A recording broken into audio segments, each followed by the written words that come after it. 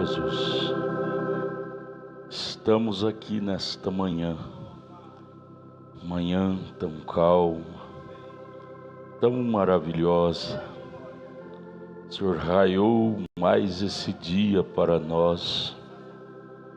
É mais uma oportunidade de Deus que temos em poder ter mais um dia em nossas vidas. Ajude-nos a viver cada dia de nossas vidas, sabendo aproveitá-lo para o serviço do Senhor. Perdoe os nossos pecados e ajude-nos a ajustar o nosso espírito com a sua palavra a cada dia, ajustar os nossos sentidos com Deus, nossas vidas, que possamos cada dia ser melhores cristãos, melhores pais, melhores filhos, melhores maridos, as irmãs, melhores esposas, melhores famílias. Ajuda-nos, é o que mais precisamos em nossas vidas, Pai. É mais de Ti, é mais do Teu Espírito Santo em nós, morando dentro de nós. Pois sem Ti, ó Deus, seremos meros homens, nada mais do que meros homens. O Senhor em nós é que faz sentido viver. Ajuda-nos, educa-nos com a educação do Espírito Santo, com a educação do Evangelho, da Tua Palavra. Educa o nosso espírito, as nossas vidas. Humildemente te pedimos com o perdão de nossos pecados, em nome de Jesus Cristo. Amém, amém, amém. O Senhor Jesus continue nos abençoando, irmãos. É maravilhoso estarmos aqui na casa de Deus. É um lugar sagrado. Eu estava ouvindo o irmão Samuel dar essas notas. Isto não é um capricho humano. Isto é para conservar este lugar, um lugar sagrado. Nossos visitantes são muito bem-vindos. Talvez vocês nunca entraram num lugar como este, onde o povo se reúne para exclusivamente adorar a Deus. O dia que a igreja perder a noção do que é sagrado, se que se torna uma casa de bagunça. Então é necessário sempre dar essas notas, porque nós como humanos somos fadados a esquecer de nossos compromissos, nossos deveres, para manter esse lugar sagrado. É um lugar celestial, onde entra pessoas enfermas e saem curadas.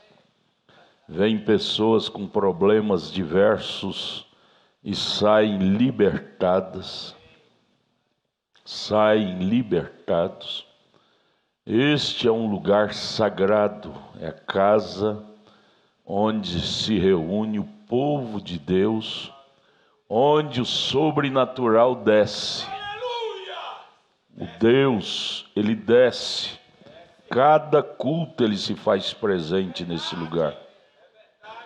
Agora cabe a nós manter isto em ordem, em ambiente sagrado, para que Ele tenha livre liberdade de vir aos nossos cultos e nos abençoar. O irmão Brano, profeta de Deus para esta era, nos ensina como manter a igreja um lugar sagrado. 3 coisas: não conversar dentro do santuário, somente assuntos necessários. não deixar crianças estar correndo para lá, para cá. E a ordem na música, música sacra, nada de ritmo de rock and roll. Isso tira a coisa sagrada, tira a coisa sagrada da igreja. Não conversar, nós estamos tendo reclamações do conjunto. No sábado, estão conversando demais na hora do ensaio. Assuntos desnecessários. Vocês devem ser os seus próprios policiais. Conversar no santuário somente o necessário. Hora de culto, fora da hora de culto, santuário é santuário, todo tempo. Arão, lá no Velho Testamento, o sacerdote Arão entrava no santuário amarrado com uma corda. E se ele tivesse pecado, ele cairia morto lá dentro, no lugar santíssimo. E às vezes nós, seres humanos, com o tempo vamos perdendo a noção disso que é sagrado. Sagrado. Começamos a brincar, na hora dos ensaios, conversar. Nós temos nossas velhinhas com termo carinhoso, né? Sempre elas chegam mais cedo, graças a Deus por essas anciãs. Mas os diáconos têm que estar acompanhando. Elas começam a conversar, fazer companheirismo aqui dentro. Isso deve ser mantido um lugar sagrado, para que a presença do sobrenatural esteja aqui. O irmão Brana diz, quando você quebra a ordem da igreja, aquele culto e o culto que vem será anulado para você. Quando você quebra a ordem da igreja.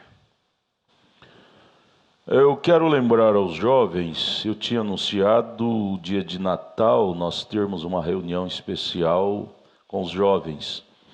Mas alguns vieram pedir se podia liberá-los para estar com as famílias. Tudo bem. Aí, então vamos transferir para 1º de janeiro. Será terça-feira, 1º de janeiro. Nós vamos ter a vigília, não é? Do dia 31 para o dia 1º, segunda para terça, até lá para 1h da manhã. E depois, 2h da tarde, no dia 1º, vamos ter uma reunião aqui com a mocidade. Depois teremos um lanche, uma comida ali, junto com todos os jovens de 12 anos para cima, viu? Então, o trabalho com os jovens não será no dia 25 de dezembro, mas sim dia 1º de janeiro. Dia 25, então, você pode ficar com a sua família almoçando, é uma tradição, não é? Deve ser respeitada. Nós temos perguntas que vieram aqui, 2 perguntas. A primeira é: bom dia com Jesus, pastor.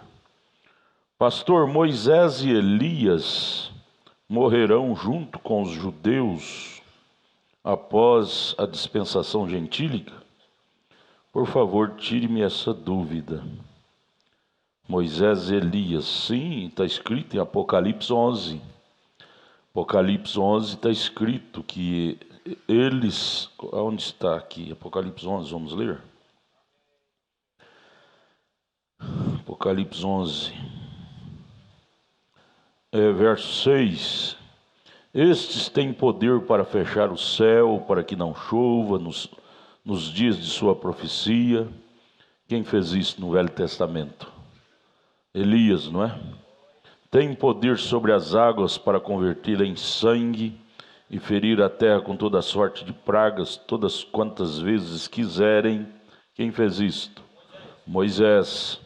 Então, as 2 testemunhas, 2 profetas que virão aos 144 mil judeus que estão esperando por eles lá em Israel, Moisés e Elias. Verso 7. E quando acabarem o seu testemunho, a besta quer dizer poder, que é o romanismo, que sobe do abismo, lhes fará guerra e os vencerá e os matará. E se vos matar, não só os dois, como também aqueles que lhe seguirem, que serão 144.000 judeus, que são os eunucos, restantes dos eunucos que estão esperando por eles lá.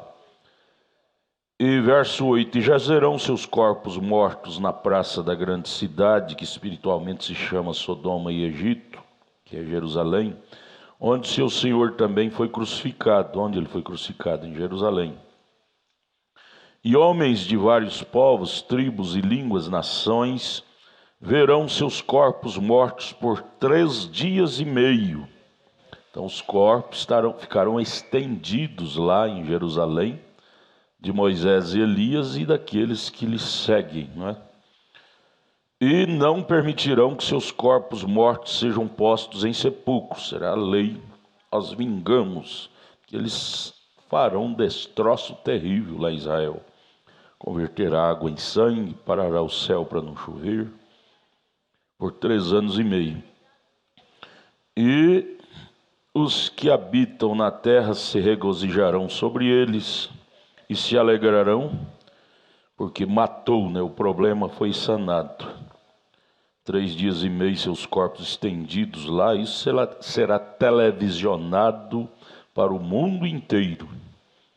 Se acontecer de você ver isto, diga: o arrebatamento já aconteceu e eu não fui. Não queira você estar aqui para assistir isso. Isso será transmitido em cadeia mundial. Eles verso 10, que habitam na terra, regozijarão sobre eles e se alegrarão, e mandarão presente uns aos outros, porquanto estes 2 profetas eles vão chamar de tormento, né? Tinham atormentado os que habitam sobre a terra. E depois, verso 11, depois daqueles 3 dias e meio, o Espírito de vida vindo de Deus entrou neles, e puseram-se sobre seus pés, e caiu grande temor sobre os que os viram. E ouviram uma grande voz do céu que lhes dizia: subi cá. E subiram ao céu em uma nuvem, e seus inimigos o viram. Isso é realidade. Esses são os 2 profetas. Agora fala, e os 144.000? Aí você anota aí no rodapé, ao lado dessa colocação de Apocalipse 11, na mensagem das eras, a revelação de Jesus Cristo. Eu estou com esse compêndio aqui da voz de Deus, não tem parágrafo, mas é a página 28. O irmão Brana cita que eles estarão lá no milênio, 144.000. Veja, agora estes 144 não estão na noiva, não são parte da noiva, são servos. De Apocalipse 14, verso 4. Eles são chamados virgens e seguem o Cordeiro para onde quer que vai. O fato de que eles não têm se contaminado com mulheres mostra que são eunucos. Você sabe que no palácio do rei, quem serve a rainha são homens castrados, eunucos. Os judeus serão eunucos para servir a noiva de Cristo lá no palácio. Mateus 19, 12, que cita isso, são eunucos. Os eunucos eram os guardas das câmaras nupciais. Eles eram servidores. Note que eles não se assentam no trono junto com a noiva, mas estarão diante do trono servindo-a. Eles não estão na noiva, mas veja aqui agora sobre o milênio, mas estarão no glorioso reino milenial servindo-a. Então, os eunucos judeus estarão no milênio. Então, se eles estarão no milênio, eles terão que ser ressuscitados junto com Moisés e Elias para servir a noiva no milênio. Então, essa ressurreição aqui de Apocalipse 11 inclui os 2 profetas Moisés e Elias e os que o seguiram, que são 144 mil judeus, que se levantarão também para servir a noiva no milênio. No milênio. Amém, amém, amém. Eu creio que foi explicado, né? Agora vamos a outra pergunta. Eu gosto, se você tem pergunta, mande para domingo de manhã. Escola dominical é uma escola, não é uma escola, é uma palestra. Esta aqui veio de uma jovem. Pastor, o que o senhor me fala de eu namorar com um rapaz? Ele ainda não está trabalhando, não tem uma profissão, só está estudando. O que o senhor me fala disto? Se me manda pergunta, porque confia na resposta que é de Deus, né? Você não deve mandar pergunta se você não crer que a resposta é de Deus. Eu escrevi aqui certos tipos de sofrimento que nós podemos evitar deles. Existem certos tipos de sofrimento na nossa vida que nós podemos evitá-los. Por exemplo, este é um deles. A moça namorar com um rapaz que ainda não tem uma profissão, não está trabalhando. É um sofrimento que você vai pegar com a sua própria mão, porque não tem jeito de você namorar sem se apaixonar. E essa tal da paixão judia com a pessoa. É um sofrimento. Não come direito, não estuda direito, vai estudar só pensando nele. Porque paixão é um sentimento doloso. A palavra paixão é um sentimento doloroso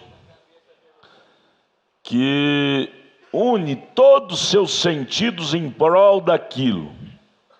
Paixão. E você pode evitar disto. São sofrimentos que nós podemos administrá-lo com sabedoria e evitar de passar por eles. Com a Bíblia, o que Paulo fala? Nem tudo que me é lícito me convém. É lícito uma moça namorar, um rapaz namorar, é lícito, nada contra. Mas me convém? Depende, se convém ou não, depende. Vamos analisar os fatos. Ele está trabalhando, ele tem uma profissão, ele já tem pelo menos um norteio para poder casar? Não tem uma profissão, não trabalha, só estuda. Então ele não tem condição de te oferecer um casamento. E aí você vai namorar com ele só para sofrer paixão? E aí vai 1 ano, 2 anos, 3 anos, 4 anos, 5 anos, 10 anos namorando. O que vai acontecer? A paixão é cega. A paixão é cega. A paixão não quer saber se você tem emprego ou não, se você pode casar ou não, se você tem casa ou não. Paixão é paixão. E aí extrapola. É difícil o namoro hoje que não é extrapolado. Começa a pegar na mão e aí vai indo e a carne vai dando lugar. De repente uma vida promíscua. Tudo isto é falta de administração de nossos sentimentos. Você pode evitar desses sentimentos, de alimentar certos sentimentos que não vai te fazer bem. Para que isto, gente? Para que isto? Para que isso? Não necessita de estar se expondo. Você deve ser dona de seus sentimentos. Domine seus sentidos para que eles não te dominem. Nós temos que buscar de Deus esta grandeza, porque se nós buscar, Ele nos dá a grandeza para administrar nossos sentidos. Se você buscar, Ele te dá. Para alimentá-los, liberá-los somente em coisas que vai edificar. Tem coisas que vai não vai te edificar. O namoro, ele não tem condição de casar, está estudando, não tem uma profissão. Para quê? Só para judiar com seus sentimentos? Vai apaixonar, aí vai emagrecer porque não come mais, não estuda, até repete de ano na escola, porque não passa, porque o pensamento é só ele. E não dá conta nem de se concentrar nas matérias da escola. Você está te destruindo o seu futuro. Não, vamos pôr os pingos nos is. Cristianismo, amados, não é só santidade. Oh, santidade, igual santo de parede. Não. Cristianismo, ele trabalha na área espiritual e também trabalha na área sentimental, na área física. Cristianismo abarca todo o nosso ser, corpo, espírito e alma. Não é porque somos crentes que temos que ser giral de pancada, tudo liberar. Não, é irmão, mas ele não está preparado para namorar. Ele está em fase de amadurecimento. Tudo bem, ele é bonitinho, pastor, bonitinho, mas não está na hora, não está preparado. Para que você vai sofrer? Por seu pescoço a forca para sofrer? Tudo bem, se ele é seu, ele vai ser um dia. Se não for seu, nunca vai ser. Esse medo de perder tem levado tantas pessoas ao ponto de ter que tomar remédio controlado por depressão. Paixão. A paixão é cruel se nós alimentar ela em nós. Aí tem que tomar remédio controlado, vai para a clínica de repouso, magrinha. O que foi, minha filha? Está doente? Paixão. Vai lá no psiquiatra, tratar com psiquiatra. Paixão. Gente, nós temos que ter grandeza para administrar nós mesmos. Os sentidos são seus. Você tem que ser dona de seus sentidos. Ah, mas tem pouco rapaz na igreja. Lá no mundo também tem. Leia Isaías capítulo 4. A Bíblia diz que no fim do tempo as mulheres serão mais do que os homens. Terão 7 mulheres para cada homem. Isaías capítulo 4.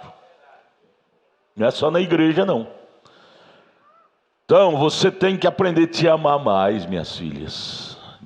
Te amar. Eu falo isso com amor. Eu falo isso com amor em meu coração. Te amar e te expor menos. Colocar os pingos nos is. Pode, ele tem condição de casar? Não tem. Então chega para ele e diz: irmão, tudo bem, nós podemos até nos casar um dia, mas primeiro vamos deixar as coisas acontecerem. Você deve estar ocupado com seus estudos. Se nós for namorar, vai atrapalhar seus estudos. A paixão vai entrar. Você não vai ter sucesso em sua profissão, seus estudos. Isso não é bom. Nós somos cristãos. E a Bíblia, o batismo com o Espírito Santo, não foi enviado para a igreja simplesmente para aquela santidade. Não. Foi enviado para a igreja para dar a ela santidade e também prudência. Prudência, sabedoria, autocrítica. Não existe uma pessoa que tem mais prudência do que um homem, uma mulher cheio do Espírito Santo. Ele é lúcido em seus passos, em suas decisões, em seus afazeres. Ele é cônscio de suas responsabilidades. Cristão, cheio do Espírito Santo. Ele é simples como a pomba, mas é prudente como a serpente. Ele tem lucidez. É bom ser crente, gente. Ser crente, você se torna uma pessoa lúcida, uma pessoa bem-sucedida. Pessoa bem-sucedida é uma pessoa cheia de Deus. Cheia de Deus. Então, o que o senhor me fala de eu namorar com o rapaz? Ele ainda não está trabalhando e não tem uma profissão, só está estudando. Trate ele bem, seja amiga dele, amigo dela, Mas digo, ó, não vamos sofrer não, vamos esperar a coisa acontecer, você ter seu emprego, seu trabalho, sua profissão. Aí nós conversa sobre o assunto. Talvez você é meu predestinado, você é minha predestinada, mas vamos dar tempo ao tempo, vamos precipitar não. Nós estamos vendo essas meninas aí na fase da puberdade. É a fase mais perigosa do ser humano. De 12 até, por que não dizer, de 10 até 20 anos. É uma fase terrível, em que as glândulas estão na flor da pele. E se ela não tiver muito de Deus, ela dá passo errado. Depois vai chorar demais. Por que eu tomei decisão precipitada, casei de qualquer jeito? Tanto ela como ele, não é? Isso, o pastor ensina isto para vos poupar de sofrimento. Poupar. Isso não é só para as moças, é para os rapazes também. Rapaz prudente, ele sabe administrar a si mesmo, administrar suas situações, fases da vida. Isso já é tempo, isso ainda não é tempo. É tempo de eu me envolver com isso. Isto ainda não é tempo de eu me envolver com isso. Eu não tenho respaldo financeiro para mim pensar em me envolver com isto. E fazendo assim, vocês vão ser mais felizes, vão sofrer menos vergonha, menos dissabores, não é? É doído ver pessoas dando passos errados na vida e depois não ter mais retorno. Um casamento errado não tem retorno. Casou, depois vira, o nome muda, é mulher divorciada, marido divorciado, mulher largada do marido largado da mulher. O nome muda, não é mais o João, a Maria, não. Aí tem apelido. É o João divorciado, é a Maria divorciada. Cria apelido. É um apelido que é ruim, não é? É ruim para o ser humano ter. Tudo isso falta de critério. Tendo critério, vocês poderão estar livres desses apelidos ruins. Deixa a coisa acontecer, Deus vai dar para você aquele que você merece. Se a Bíblia diz em Gênesis 2,18 que não é bom que o homem esteja só, dar-lhe-ei um adjutor e vice-versa, é porque ele tem adjutora para você, tem o adjutor para você, moça, ele tem. Só esperar, só ter paciência. Deus não deu uma adjutora para o irmão Edilson? Fake só, e Deus deu uma irmã linda, a mais bonita para ele, não é? Feio não tem gente feia. Cristão, por exemplo, você convive e fica bonito com o tempo, você vê que feio é o diabo, né, irmão Edilson? Feio é o diabo. Mas Deus tem, não precipite não perca a paciência não faça antes da hora não você vai sofrer. Deus não ama ver nenhum dos seus filhos sofrendo sentimentos de paixão. Você tem que estar apaixonado por Deus, pela palavra, pelo batismo do Espírito Santo, pelo céu, pela vida eterna. Esta sim é uma paixão que compensa trabalhar ela dentro de nós. Paixão por aquilo que é honesto, por aquilo que é puro, por aquilo que é verdadeiro. Paixão dele é ser um verdadeiro profissional na área tal. Primeira paixão é se tornar um profissional na área tal. Depois ele vai mexer com outras paixões, outras sedes, né? Estamos estudando a mensagem sede. Sabe por que o pastor ensina isto? Porque o pastor vos ama. O pastor quer vos poupar de sofrimento. Eu já fui jovem também e eu sei quanto que isso dói. sofrimento chamado paixão, dói. Eu gostaria de vos evitar dessa dor chamada paixão. Você não precisa de sofrer isto. Amém? Eu creio que foi respondido.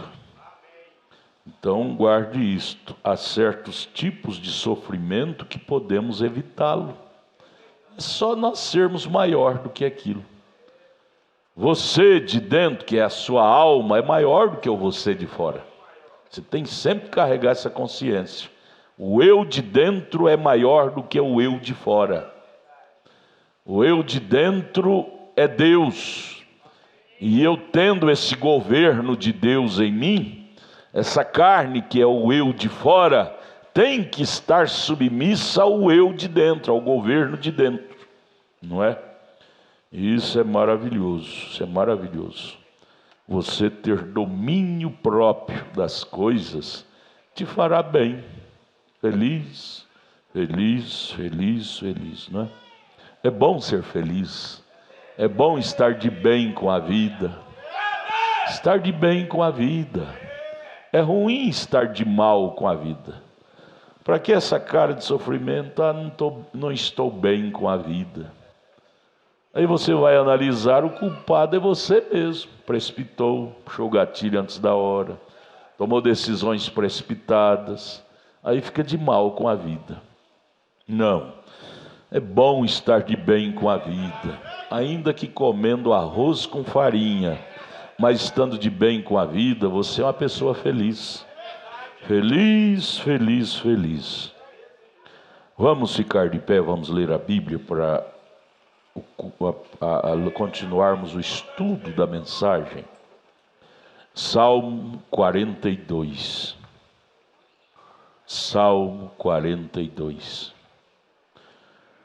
Como o servo brama pelas correntes das águas, assim suspira a minha alma por ti, ó Deus. A minha alma tem sede de Deus, do Deus vivo. Quando entrarei e me apresentarei ante a face de Deus? Quando? Como o servo brama pelas correntes das águas, assim minha alma suspira por Deus. Jesus, ajude-nos a colher lições práticas da Bíblia. O profeta lia a Bíblia ensinando, tirava da Bíblia para nós lições práticas. Ajuda-nos a colher lições práticas da Bíblia. Em nome de Jesus Cristo, com o perdão de nossos pecados, pedimos amém. Podeis assentar, irmãos. Amém, amém, amém. Ame isto. Se você amar isto, você vai ser um homem feliz. Sofrer menos decepção. Se você amar isso, você vai ser uma moça feliz, bem-sucedida.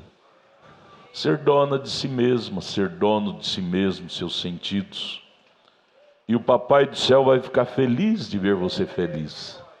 Quando você levanta de manhã sorrindo, feliz, o Papai do Céu chama lá os querubins, os serafins, e sai na sacada da glória e diz: veja lá, meus filhos, querubim, serafim, veja como eles estão felizes, sorrindo um para o outro. Sorria para sua irmã, sorria. Sorria para o seu irmão, sorria. Deus ama ver os filhos dele felizes, sorrindo. Pegue na mão de sua irmã e diga: irmã, parabéns por você estar aqui. Pegue na mão de seu irmão e diga: irmão, parabéns por você estar aqui. Amém. Glória a Jesus. Família, somos uma família. Família unida. Família que trabalha em conjunto com o mesmo objetivo. Objetivo de cristianismo, honestidade, sinceridade, integridade. Isso é valor. Isto é valor. Valor, irmão, não é dinheiro, não é medida com dinheiro.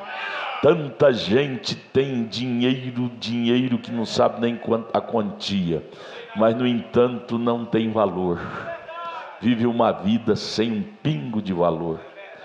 Vida imunda, suja.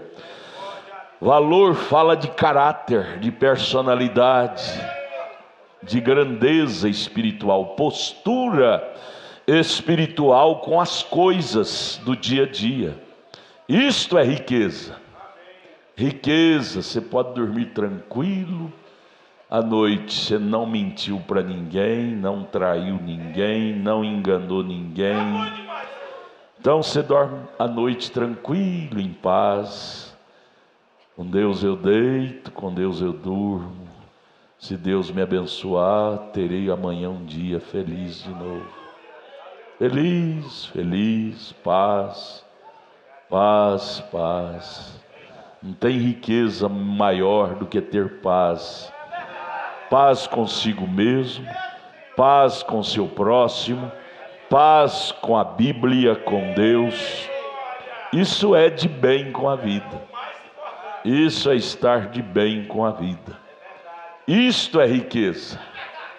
Riqueza é medida pela qualidade de espírito que você constrói em você. Eu preguei ontem lá em Taguatinga sobre isto. Vida eterna tem mais a ver conosco do que com Deus. O que cabia a Deus em relação à nossa vida eterna, Ele já nos deu. Deu a Bíblia, nos deu um profeta com a mensagem pura, nos deu os ensinamentos. Deus já nos deu o que cabia a Ele fazer em relação ao nosso destino eterno, a vida eterna. Agora, cabe 100% a nós administrar o que Ele nos deu. Não é aquela coisa, estou esperando em Deus. Deus já nos deu o que cabia a Ele dar. Para mim ser um crente vitorioso, estou esperando em Deus. Para mim ser uma moça vitoriosa, estou esperando em Deus. Ser um marido vitorioso, estou esperando em Deus. Não, isso é uma conversa fraca. Tudo na vida, em relação ao nosso bem, Deus já nos deu. Ele não nos deve nada, absolutamente nada. Nos deu a Bíblia, os ensinamentos, de tudo que concerne a vida humana aqui na terra, está aqui na Bíblia, os requisitos, conselhos. Deus não vai descer novamente para refalar a Bíblia, Ele já falou. Até uma profecia, o irmão Brando nos ensina, profecia repetindo o que está escrito na Bíblia, o irmão Brando disse, é falsa. Deus não precisa de repetir o que está escrito. Profecia é aquilo que não está escrito. Deus não nos deve nada, nós é que devemos tudo a Ele, tudo. Mas vamos estudar a mensagem, sede, página 9, a partir do parágrafo 55, nós paramos no domingo atrasado, não é? Vamos prosseguir aqui na página 9, parágrafo 55. Agora ele fala sobre o servo brama pelas correntes das águas. Assim minha alma suspira por ti, ó Deus. Fala sobre o servo. E aqui no 55 o irmão Brana disse: agora há uma grande lição aí, nesse Salmo 42, vejam. E Davi dizendo aqui, como servo brama pela corrente de água, a minha alma brama por ti, ó Deus. Agora, aquele servo é um veado, né? Você sabe. Aquele servo sabe que a menos que encontre água, ele perecerá. Quando ele está mordido por um cão selvagem ali na mata, ou atirado por um atirador, um caçador, ele corre, porque quando ele bebe água, a tendência é estancar aquele sangramento. Então ele corre para uma direção onde tem um rio, ele tem o faro, o cheiro, ele percebe aonde tem água, o lado, a direção. E ele simplesmente não pode viver sem as águas. o profeta diz: eu já os rastreei muitas vezes depois de serem feridos. Quando chega a uma corrente de água, ele a atravessa e bebe um gole, sobe para o outro lado da colina, volta a descer, atravessa, bebe um gole de água e sobe de novo. Você nunca o alcançará enquanto ele seguir aquela corrente de água.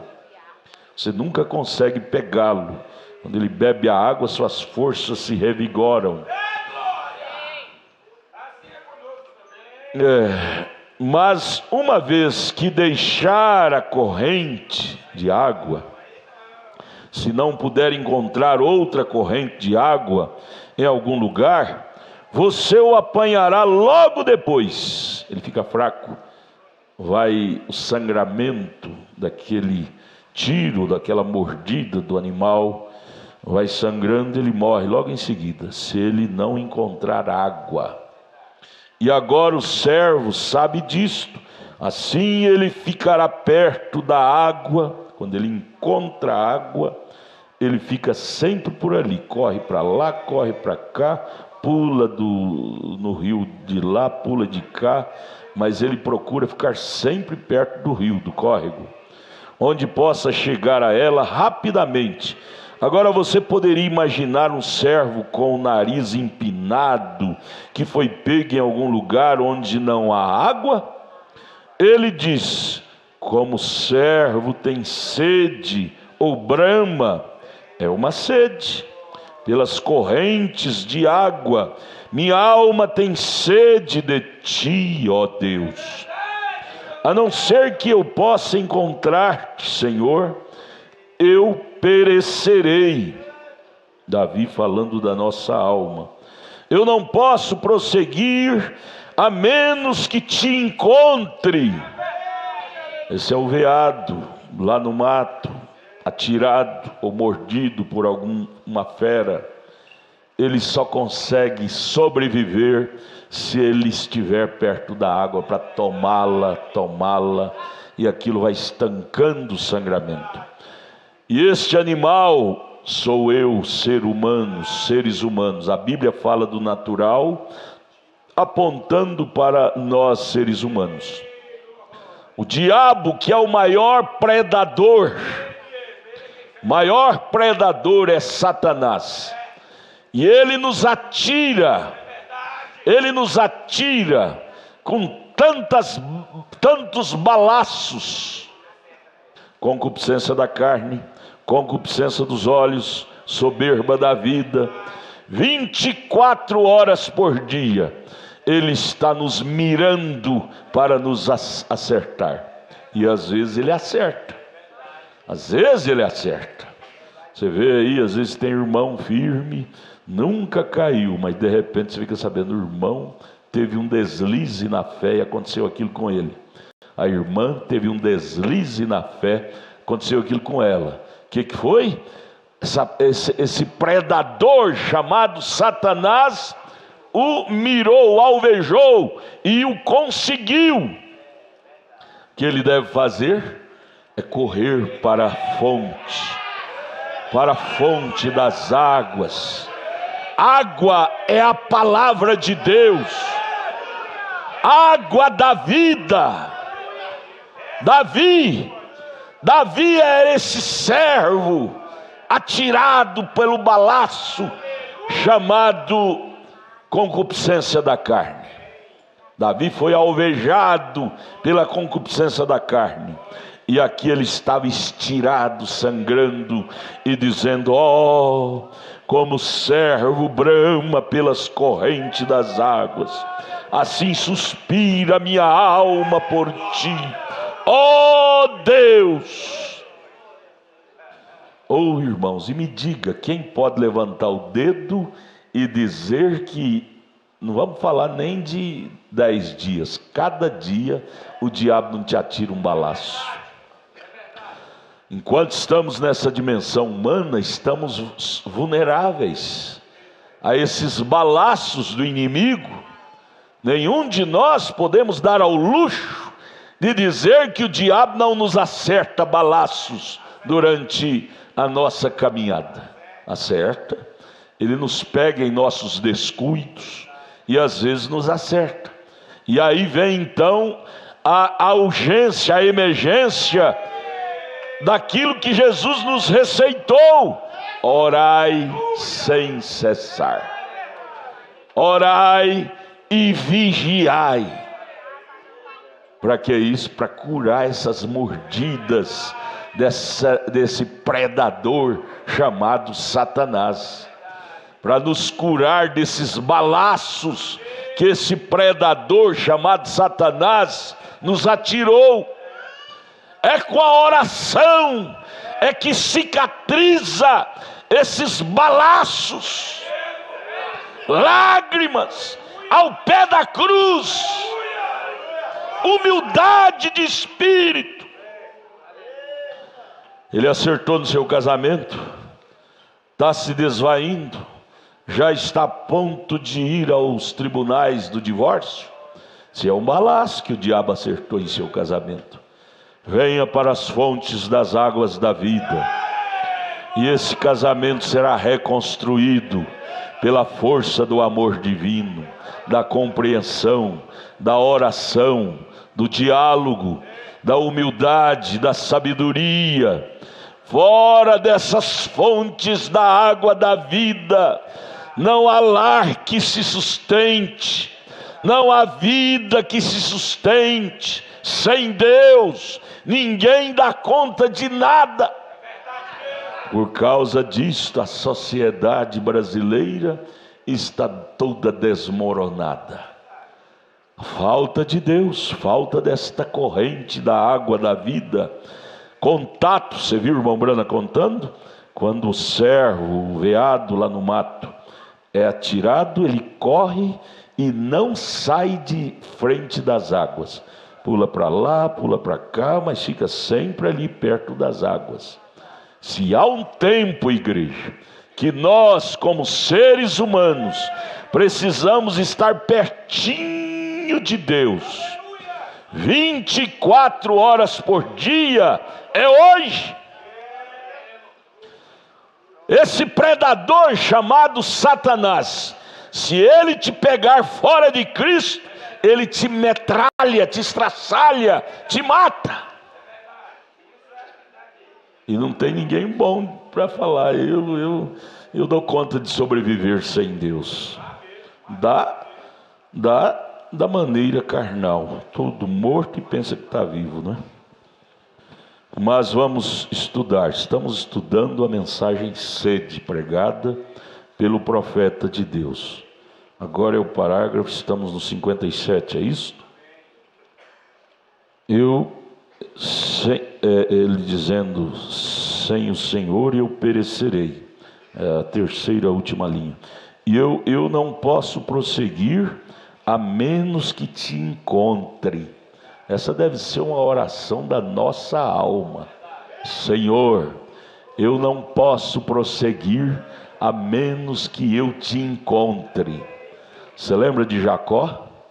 Jacó no vale de Jaboque chegou a essa conclusão, e ali diz a Bíblia que ele lutou com Deus a noite toda, e a frase que ele usava para Deus era esta: Senhor, eu não te deixarei enquanto tu não me mudares. É isso que resolve nosso problema. Solução do nosso problema não é lá na delegacia: eu vou registrar um BO, tive esse problema com fulano, vou registrar uma ocorrência, vou denunciá-lo. Não vai resolver. Estamos vendo aí no cenário, as mulheres denunciam o marido e o juiz diz: é 500 metros, ele não pode aproximar dela. Quem dá conta de segurar alguém? Eles vêm na surdina da noite, mata ela e some, não deixa nem endereço. Papel não protege ninguém, gente. O que protege é Deus, é o Espírito Santo, é o anjo do Senhor. Então ele diz: Senhor, sem ti eu perecerei. Eu não posso prosseguir a menos que te encontre. E quando um homem ou mulher, rapaz ou moça, sente esse tipo de sede de Deus, ele vai encontrar alguma coisa. Estão vendo? Se há um fundo que clama, há um fundo para responder. 58, parágrafo 58. Mas quando buscamos isto apenas parcialmente, dizendo, bem, vou me ajoelhar e ver o que o Senhor fará. Veja, você ainda não está sedento de verdade, arriscando a sorte. Eu vou à igreja, vou me ajoelhar lá no altar, vou ver o que vai acontecer comigo. Você não está encarando com sede da coisa. Tem de ser uma sede entre a morte e a vida, e então algo acontece. Quando você chegar ao ponto de estar entre a vida e a morte, como estava Jacó lá no Vale de Jaboque, atrás dele vinha o sogro dele para matá-lo, Labão. Na frente vinha o irmão dele irado, que era Esaú, ia matá-lo. Ali ele estava entre a vida e a morte. Aí então a oração dele foi sincera. Oh, meus irmãos, quanto que necessitamos de uma oração mais sincera. Ana lá no templo, ela só balbuciava com seus lábios, mas daquele coração saiu uma oração sincera. Deus, dá-me um filho. Tira de mim essa coisa que não deixa eu conceber. Dá-me um filho. Oração que move a Deus é a oração da alma.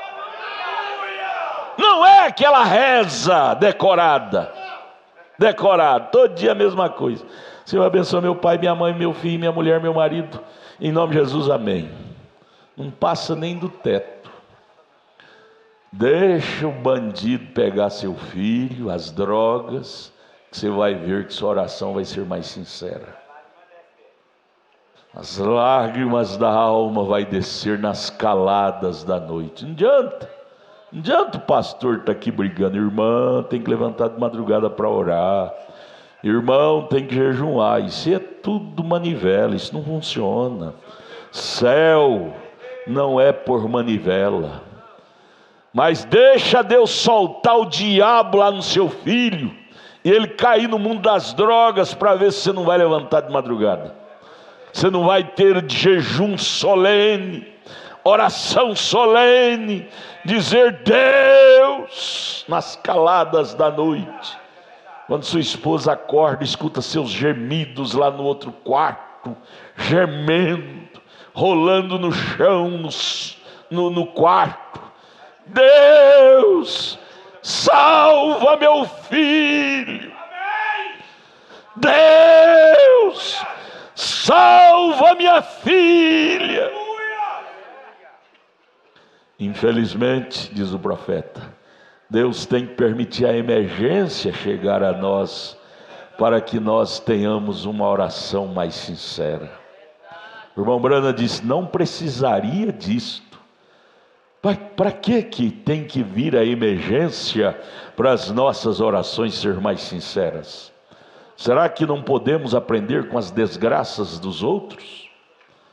Você ver o filho do outro no mundo das drogas já não seria o suficiente para você entrar em desespero e encomendar seus filhos, seu lar, seu marido, sua mulher? Precisa de atingir sua casa para você orar com mais seriedade? Não precisaria disso. Mas nós, seres humanos, somos tão assim que às vezes Deus tem que permitir aquele mal chegar na nossa casa. É fácil ouvir no noticiário, o filho do menino lá da quadra tal, número tal, do bairro tal, caiu no mundo das drogas, veio o outro bandido, matou ele. Você ouve isso todo dia, se você ligar os noticiários. Mas quando a coisa chega na sua casa, Aí muda de cor. Aí muda de cor. Aí as orações se tornam mais sinceras. Mas o profeta desta era diz: para que tem que chegar a emergência em nós, para as nossas orações ser sinceras? Não seria o bastante ver na casa dos outros e nós mudar a nossa oração decorativa para uma oração mais sincera? Deus, é bom ter meus filhos em casa, livre do mundo das drogas. Porém, Deus, eu não estou livre disto. Por isso eu estou aqui dizendo: proteja-os. Você lembra de Jó? Abra sua Bíblia em Jó capítulo 1. Jó capítulo 1. Jó, diz a Bíblia, que era um homem temente a Deus, sincero e prudente. Veja, verso 5. Jó era um homem temente, versos 4 e 5. Jó capítulo 1. Veja a prudência que Jó tinha para proteger seu lar, sua família. Pai, Deus não te fez simplesmente um genitor para produzir filho. Deus nos fez para protegê-los do mal. Veja o papel do papai chamado Jó. Jó capítulo 1, verso 4. Jó falando dos filhos de Jó: e os seus filhos, e faziam banquetes, entre eles, em casa de cada um, no seu dia, e enviava e convidava as suas 3 irmãs aos seus banquetes. Hoje você vai almoçar na minha casa, amanhã vai ser na sua casa. Comerem, beberem com eles. Aí vem o verso 5. E Jó, aquele patriarca Jó, observando aquilo, alegrando, vendo seus filhos tendo companheirismo. É lindo, um pai acha lindo ver os filhos tendo fraternidade. Você quer machucar seu papai e sua mamãe? Começa a ter desfraternidade de seu irmão, de sua irmã. Isso machuca o pai, machuca a mãe. Mas o pai fica feliz, ele chama a mãe e diz: olha lá, nossos filhos estão almoçando junto na casa do fulano, na casa do ciclano. Que lindo! Papai do céu também ama ver nós juntos. E aí o que acontecia no final da tarde? Verso 5. Sucedeu, pois, que tendo decorrido turno de dias de seus banquetes, enviava Jó e os santificava, e se levantava de madrugada e oferecia holocaustos segundo o número de todos eles. Oferecia oração, sacrifício, holocausto, até jejum, segundo o número de cada um de seus filhos. Porque ele dizia no seu coração: porventura pecaram meus filhos e blasfemaram de Deus em seu coração. Naquele banquete, naquela festinha, às vezes falou uma palavra que feriu a Deus. Assim fazia Jó continuamente. Não era só um dia, não. Jó não intercedia pelos seus filhos só um dia, não. Era continuamente. Jó fazia orações pelos seus filhos, pela sua família, para os proteger. Esta é a maneira correta antes que venha a emergência. Vocês podem ver que a família de Jó era uma família protegida. Quando veio aquelas pragas, foi por causa da permissão de Deus, para mostrar para Satanás que a família de Jó era uma família segura. Mas se não viesse aquelas pragas, a família de Jó ia crescer naquela rotina até morrer protegida. Havia um ancião, um patriarca, para os interceder por eles. De madrugada, veja, de madrugada, Jó levantava e orava por cada um deles, oferecia sacrifício, oração. Eles não eram viciados, drogueiros, prostitutos, não, eram meninos puros, Mas, no entanto, Jó preocupava com a paz, a vitória. Não precisava de vir a emergência. Ele fazia aquilo, era coisa normal de Jó, orar pela família dele. Ô irmão, já pensou se todos os pais no Brasil, vamos falar de Brasil, fizesse isto, protegesse seus filhos em oração? Nós não precisaríamos de policiais na rua, não teria bandido, não precisaríamos de muitas coisas, penitenciárias, cadeias. Haveria famílias protegidas pela oração de pais e de mães conscientes. A oração é a força da família, é a força da igreja, é a força da pessoa. Crente que ora é um crente que vence. Mas vamos voltar para o estudo da mensagem. Isso não pode ser uma coisa assim, como o irmão Brana menciona aqui, uma coisa leviana. Eu vou orar para ver o que Deus vai fazer nesse assunto. Não, tem que ser uma coisa decisiva. Deus, o Senhor diz em Marcos 16, que se orar sobre o assunto, aquilo será solucionado. E eu creio, então eu oro crendo, e aquilo vai acontecer vírgula por vírgula. Deus sustenta a sua palavra. Se há uma coisa que Deus não dá conta, é de negar a sua palavra. Agora cabe a nós confiar nele, nos trabalhar. Isso cabe a nós, nos trabalhar para confiar nessas palavras que Deus deixou. Isto sim é cristianismo. Vamos agora, o próximo parágrafo é o 59. O servo, também aqui verificamos que ele também tem outro sentido, o do olfato. O servo tem olfato para cheirar o predador. Você já viu o veado, quando está no mato, ele dá uma bocada no capim e uma percebida no ar. O veado ele tem essa maneira. Ele tem esse senso do olfato para autoproteção. Ele é prudente. Veja, ele tem o sentido do olfato, que dispara um alarme nele quando o seu inimigo está perto. Aquele mau cheiro do inimigo, do predador, da onça, do tigre, ou mesmo do homem que está ali lhe procurando às espreitas. Ele sente o cheiro e dá um esturro e sai correndo.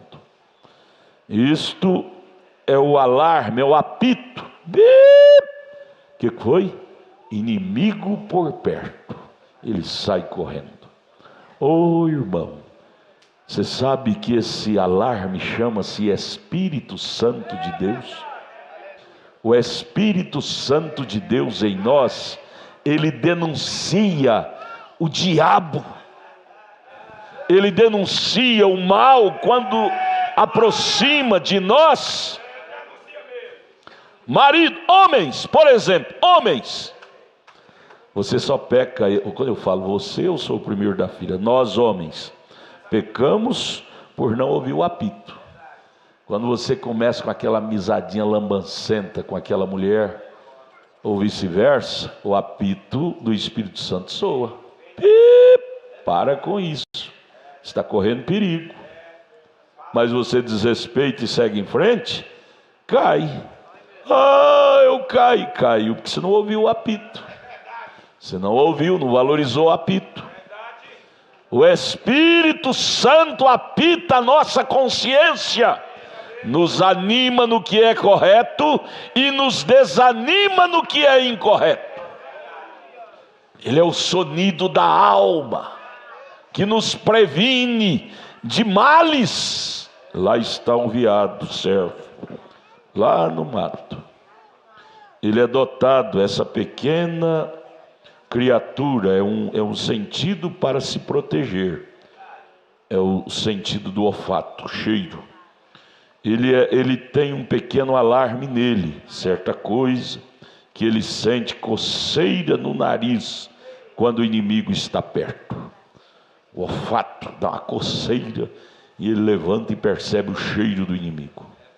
O Espírito Santo, ele nos dá esse sentido da percepção. Nós poderíamos chamar isso de discernimento. Porque as pessoas pensam que religião é santidade, aquela coisa, imagem de parede. Não é assim não. Batismo com o Espírito Santo. Ser cristão é ser uma pessoa que tem discernimento das coisas, que tem lucidez das coisas, sabe onde entrar, sabe onde não deve entrar, sabe em que se pode se associar, onde não se deve associar. Isso são derivados do Espírito de Deus em nós. Isto sim é evangelho. Sou evangélico, no entanto, é um relaxado da vida. Não, evangelho é sinônimo de perspicaz, prudência, discernimento. Você discerne a coisa. Você chega e vê o ambiente, você diz: ó, por essa porta eu entrei, por essa porta eu estou saindo. Não sinto um ambiente bom. Companhias, ambiente nas companhias, companhias erradas, estraga os bons costumes. Por que que um rapaz anda com o outro tem que estragar a vida dele? Uma moça cristã anda com a moça mundana, logo os comportamentos mundanos estão naquela moça. O poder da mundana é maior do que o poder de Cristo que está em você? Influência. Falta de ter aquele sentido do olfato espiritual. Dizer: não, eu não devo estar nessa companhia, não. Ela vai me corromper. Água mole bate em pedra dura, bate até que fura. Você tem que ter autocrítica, irmã, moça, menina. Eu estava vendo agora o cultinho dos adolescentes lá em cima, e muitas meninas adolescentes aqui fora no pátio. Eu chamei o Tiago e disse: peça por irmão Magno incentivá-las a estar lá. Mas o que é que está fazendo com que elas não vá no cultinho dos adolescentes? Companhias, namorisco, paixão, alguma coisa assim. E isto traz prejuízo para a sua alma. Você perde aquela palestra que o palestrante prepara, ora para trazer, aquilo vai te fazer falta na manhã. Você fica vulnerável. Deixa o veado ficar fora das águas, ele fica fraco, vulnerável à morte. Fora de Cristo, amados, estamos vulneráveis. Devemos amar a nossa autodefesa, autoproteção. E essa autoproteção é Cristo. Cristo é que nos protege de ser uns futuros drogueiros, drogados, homossexuais e lésbicas. Esses males estão aí na terra, mas você pode caminhar entre tudo isto e isso não te afetar, porque você tem autoproteção. Você anda com Deus, você tem companhia com Deus, e esses espíritos não te afetará. Tudo depende de como você te administra.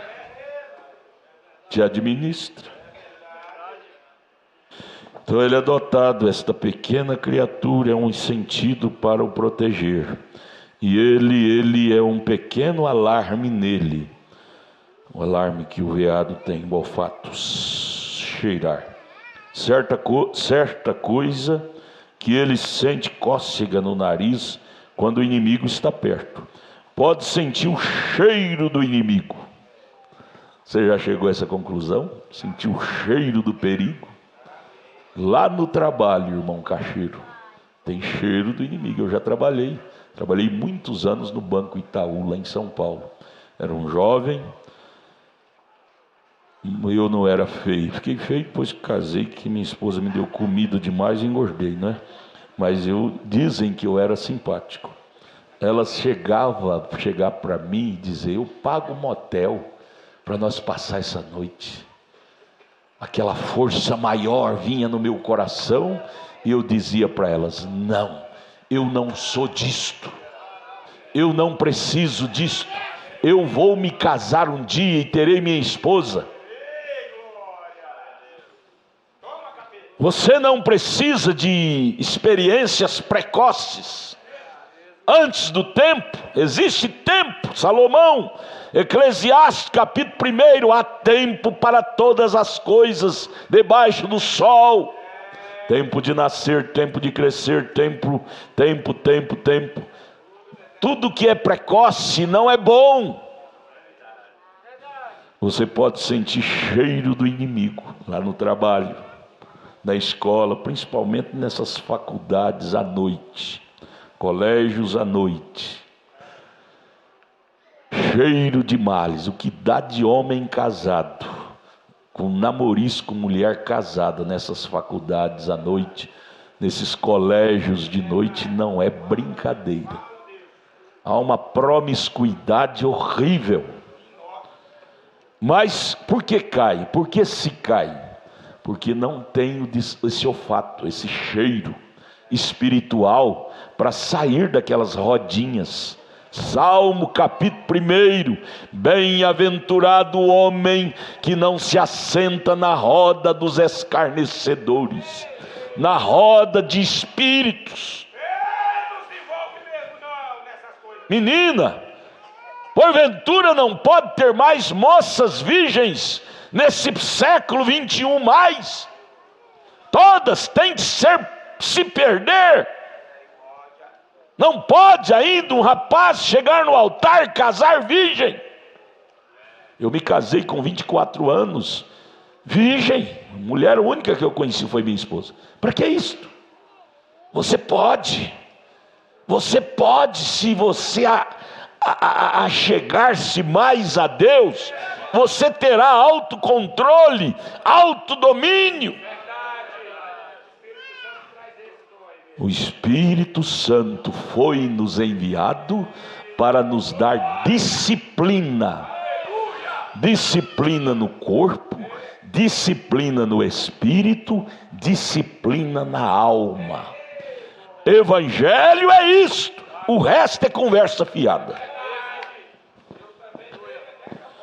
Veja, ele pode sentir o cheiro do inimigo, e ele sabe que você está lá, e ele foge. Às vezes a meia milha de distância ele pode sentir seu cheiro e fugir. O servo, o veado lá no mato, meia milha. Uma milha é 1 quilômetro e mais de meio, não é? Meia milha é mais, quase 1 quilômetro. E o servo pode perceber o predador vindo, e daqui ele já sai para outro canto e foge, e não será pedrejado. Você pode sentir o cheiro, aquelas rodinhas dos amigos lá na escola, das amigas. Você pode sentir cheiro de pecado, cheiro de prostituição. Fuja, seja um servo de Deus, uma serva de Deus. Ou do lobo, ou agora é a página 10, ou qualquer perigo, ele é capaz de sentir, porque foi feito desta forma. Ou belisque, irmão que está dormindo ao seu lado, você foi feito para ter percepção das coisas. Você não foi feito para ser uma barata tonta. Tudo que vem você engole. Existe um passarinho lá no mato chamado urutau. Já ouviu falar do urutau? Ele fica com a bocarra aberta, o bico aberto. É um passarinho grandão. Ele senta lá em cima da copa da árvore e ele abre o bico, e à noite vem besouro, vem esses parasitas, e entra tudo na boca dele, vai só engolindo. Nós não somos um urutau da vida, não. Vamos engolindo tudo que o diabo joga. Deus te fez uma pessoa de perspicácia. Aleluia! Ele é capaz de sentir, porque foi feito desta forma. Fazer diferente, você está traindo sua forma. Ele é um servo por natureza, e esse sentido nele é apenas um dos sentidos que Deus lhe deu para viver através deles. Sentido do discernimento das coisas, discernimento de espírito. Nós temos isso lá em Coríntios capítulo 12. Primeiro aos Coríntios capítulo 12, você vai ler lá. Paulo fala dos 9 dons espirituais. E lá do terminar ali ele diz: buscai os melhores dons. E eu te perguntaria, qual seria o melhor dom para nós buscarmos hoje? É de língua estranha? Língua estranha, você se alegra aqui, sai ali fora, o diabo te pega bem ali. Profecia é o melhor dom? Também não é não. Você usa a profecia para ajudar outros, e você? Não é ajudado. O melhor dom, eu destacaria esse, o dom do discernimento. Para você saber onde estar, onde não estar, em que se associar, em que não se associar.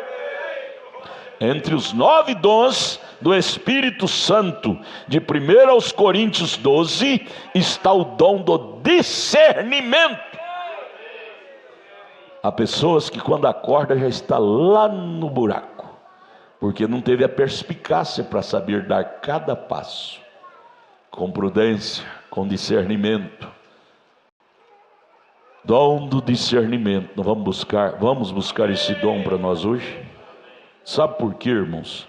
Nenhum de nós temos direito de chegar lá no inferno e dizer: Deus, o Senhor é culpado de eu ter chegado no inferno. Nós não temos direito, não.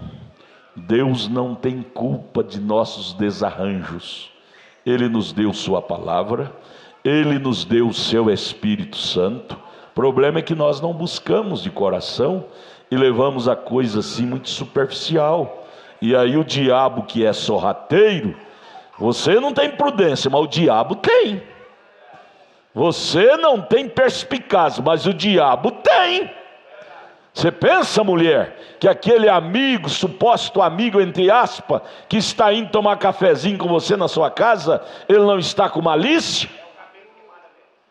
Ele tem perspicácia, ele tem maldade naquilo. Não é amigo, não.